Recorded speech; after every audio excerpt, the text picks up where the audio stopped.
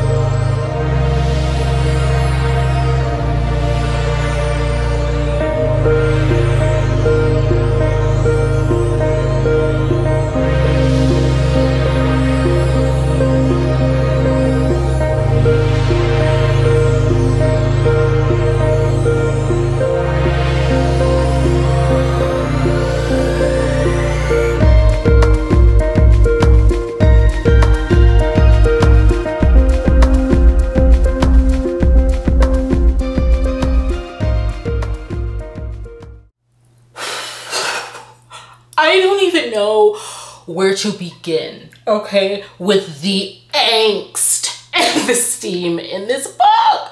I mean, this feels like mental primal play, okay?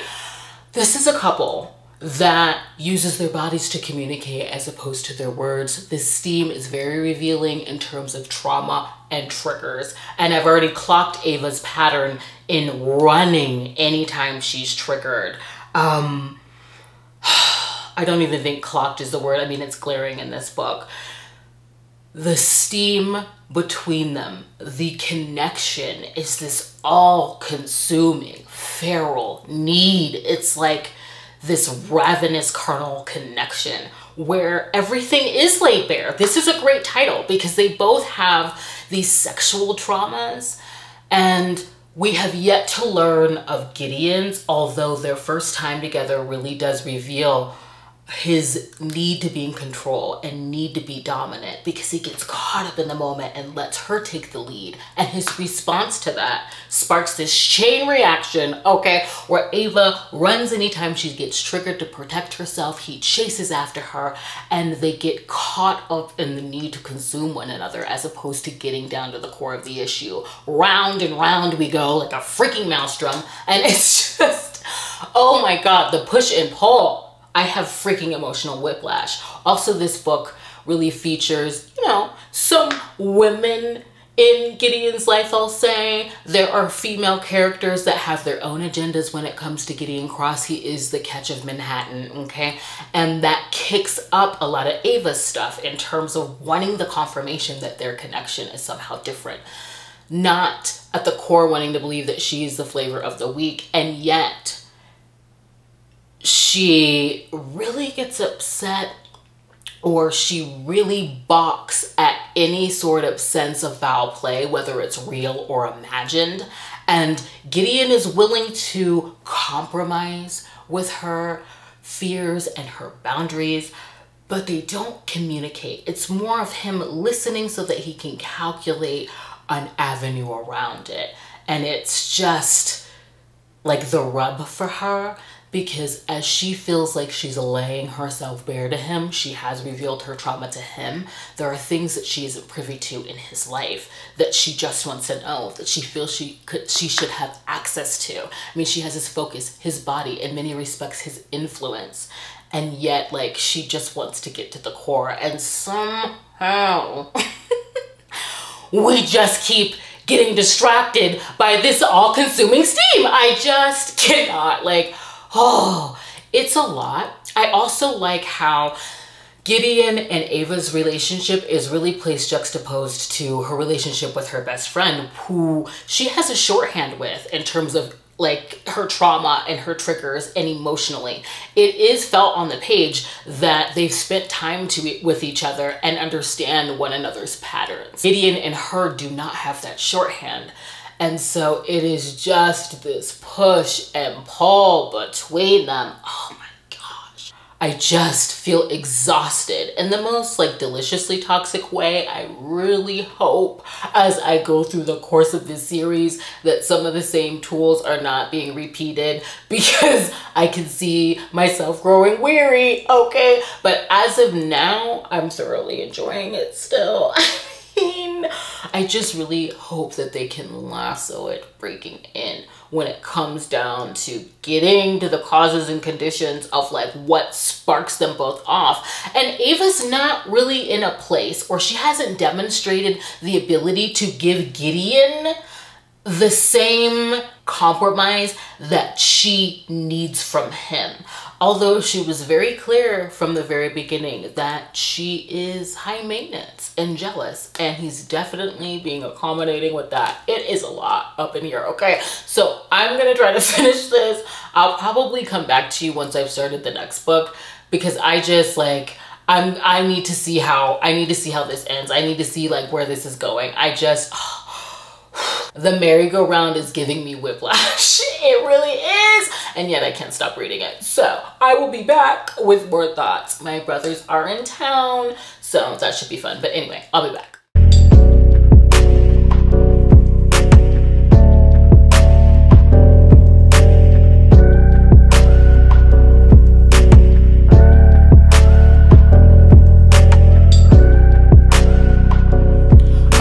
So I have finished Bared to You, and I'm halfway through Reflected in You, and how to wrap up the tumultuously toxic journey between them.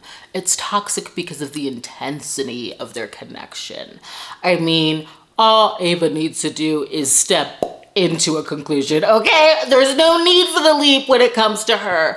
And he does everything to accommodate that, but communicate. I mean, he's patient, he's understanding. Gideon is really everything, also flawed, but I do like how in this book, she does sort of commit to cease running and to work out the wounds between them. She can't do that by herself. And the moment that she decides to cease fighting to protect herself, the symptoms of his trauma kind of are revealed that could be very dangerous for her. So I was like, of course. So like this ends with a happy for now, but there's definitely a cliffhanger. There's definitely more to be worked out. Like I want that for them. I'm invested in that just because of the volatile nature of the relationship. It is very angsty, but I do like that, you know, now that we found love, what are we going to do with it? Sort of messaging that it takes that kind of work. What they found in each other is insatiable, but they need to hash it out. All of the practical reasons for why to stay. So we ended off there. And then I moved into Reflected in You.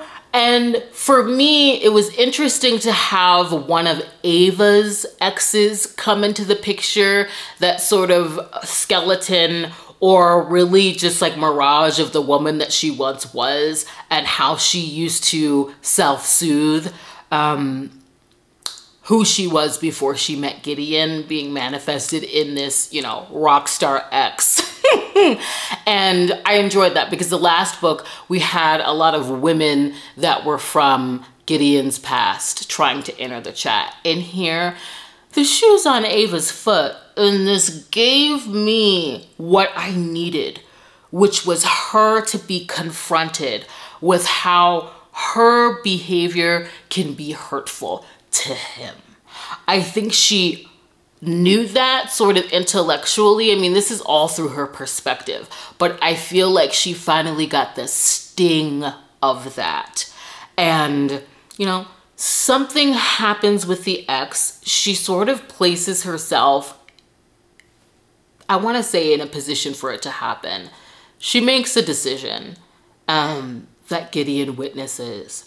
And there is a scene of steam in this book that just felt like it was so them. One of like my markers for great steam is I want to feel like I can't take that scene and put it in any other book.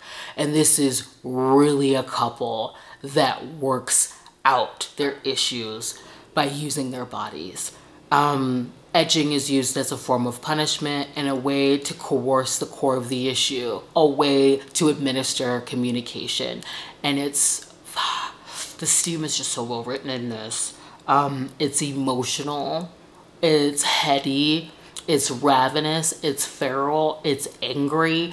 And after which, Ava really realizes like the root of the decision that she made. And again, I feel like it sort of lassos her in to what kind of feels like this slow journey of like beginning to trust with him.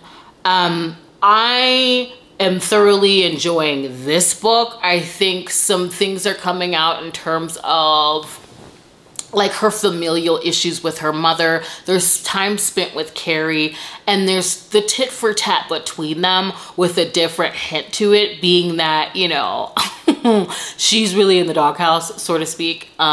What's can be delectable. There's also this very interesting conversation about being dominant and submissive, and he sort of confronts her with that, which I really liked.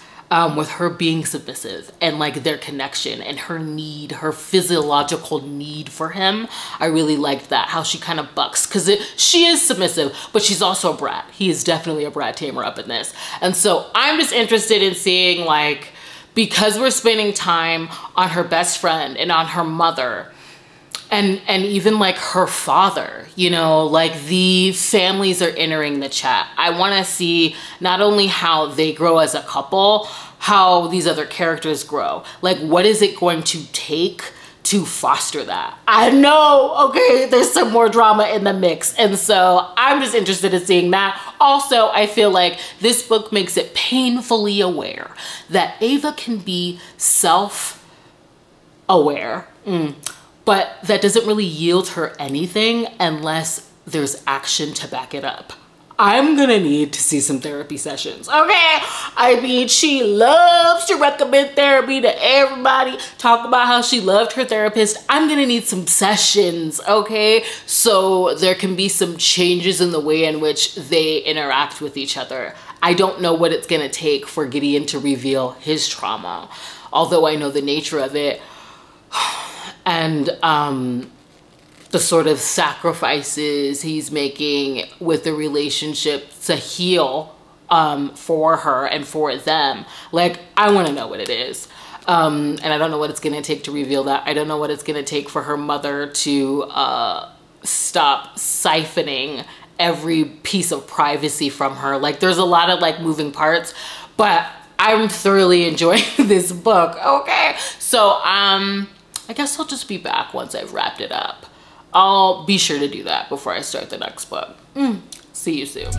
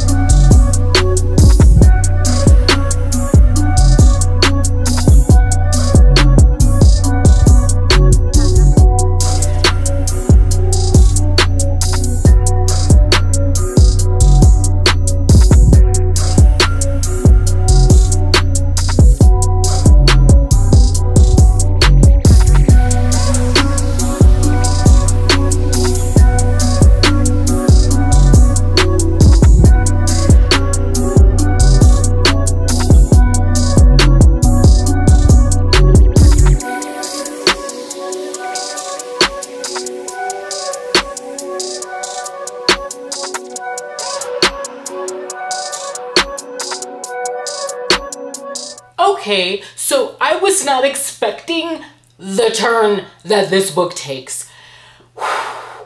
Okay, this is really like a journey of trust, okay, between them, because something very pivotal happens in this book. I mean, it is a act of devotion that is far greater than any sort of declaration, I'll say. And that's what she's been wanting from him.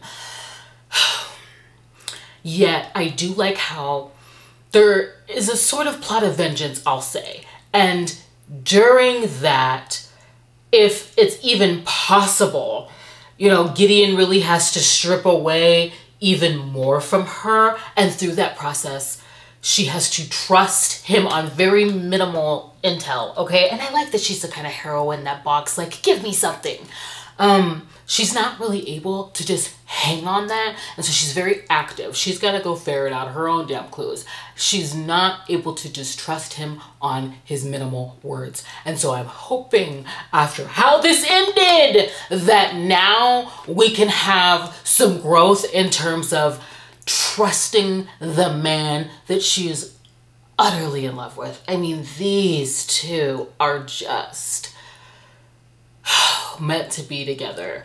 But I do want to say that this book felt like a lot of reveals for Ava in terms of like her stuff, the way in which she approaches things. She's still herself, okay? Like, they're still both flawed, but this cliffhanger was almost everything. And I never say that. Like, I'm immediately jumping into the next book because of the reveal of what he did for her, because the way that Gideon feels about the words "I love you," hopefully I give you that quote because that was what I was reading at the clock at work.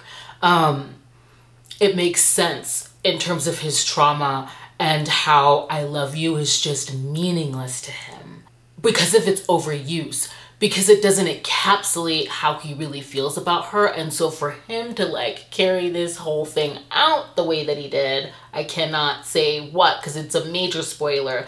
I liked that demonstration of his devotion in this book, and I hope that leads to some growth for their relationship. I was gobsmacked, okay? I wasn't expecting this to go there. And yeah, I'm jumping into the next book. I don't want to ramble. I will be back when I have more thoughts.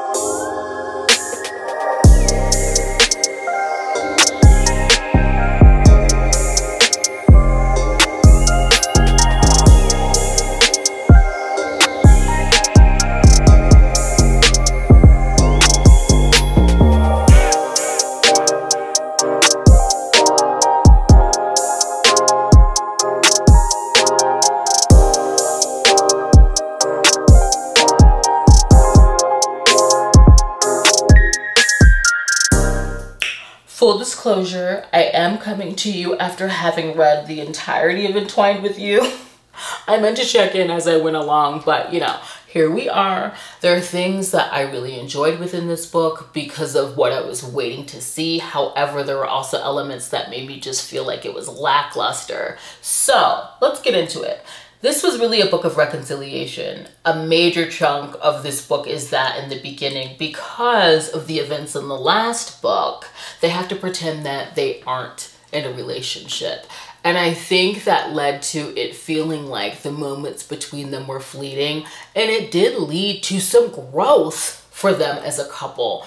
Ava was willing to bend in ways I had yet to see. For some reason, she's entertaining her ex in this book, and through that, wanting to forge a friendship with him, she can make accommodations for his connections to his ex. So I did like seeing that, her ability to course correct and to trust and to let go. That was nice. Also, I think I keep saying it, the steam in this series is absolutely impeccable. It's just, it's sensual, it's sexy. The emotional connection between them is immensely felt. There were two standout steamy scenes for me. One was very animalistic and sensory overload in one of the clubs that he owns, and the other had to do with transmuting trauma. And I just thought that that was a beautiful scene. Overall, in terms of plot, I felt like this was just aimless, especially coming off of the heels of the last book. The stakes weren't really felt for me. The heat seemed to be turned on, but as I continued to read, I realized that the height of that was really like covered at the end of the second book.